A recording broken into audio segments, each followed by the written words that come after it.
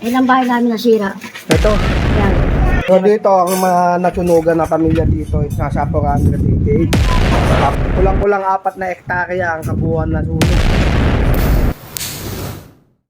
Yo, what's up mga kahataw? Naisipan nga pala ng aming grupo ng Boys of M3 BGC kasama ang Boys of M3 Binangonan na magluto. Alas 8 ng umaga nga pala kami nagsimula at tapos kami ng tanghali sa pagluluto ng 3 kalderong sopas. Nananghalian na rin pala kami tapos sinimulan na namin magrepack ng mga noodles, delata, toiletries at mga iba pang mga essential. Galing to sa sariling pera at pagod namin. Nihikayat ko kasi yung grupo namin na hindi lang ito basta-basta format, mga concept, tumutulong din kami. Kaya nagpapasalamat ako sa buong Boys of M3 sa pagsuporta sa aking hadikain at programa bilang isang John Leader. Kaya nananawagan ako sa mga gustong tumulong. Bukas po ang aming grupo sa aming pagtatanggap.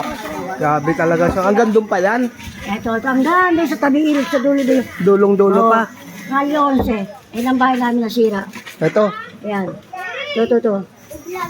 Mga gaano kalayo ang Hanggang doon sa dulo. dulo pa? Doon sa dulo. Doon, hindi nakita may puno yun. Opo. Doon. Laki pala, no? Ito po yung bahay namin. Shout out, oh. Magandang hapon po.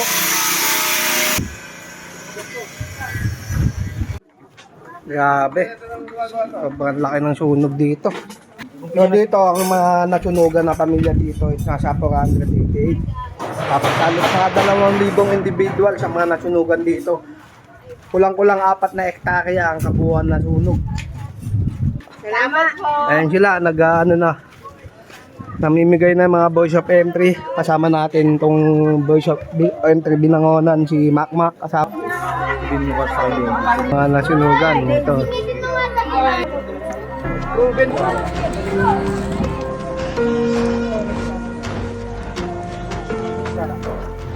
Mamaya mo kayo lagyan. Nakuha mo yun.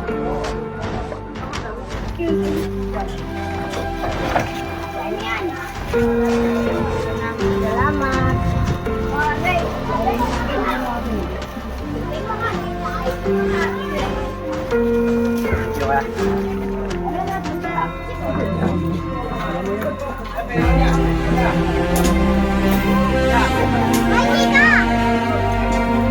Salamat sa inyo.